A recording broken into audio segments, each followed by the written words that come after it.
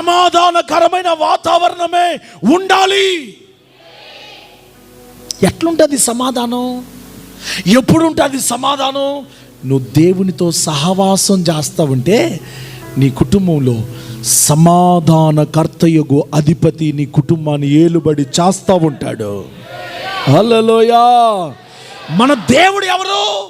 సమాధానానికి కర్త.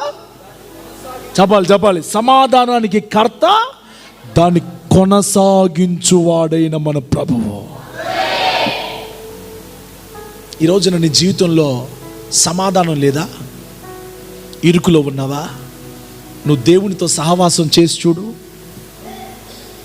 భీకరమైన అరణ్యంలో, కాలిపోయిన అరణ్యంలో ఒంటరిగా ఏకాకిగా ఏడుస్తున్న నీ బ్రతుకు, అక్కడి నుంచి యేసయ్యా అని నువ్వు పిలవగలిగితే, నా దేవుడు పరిగెత్తుకుంటూ నీ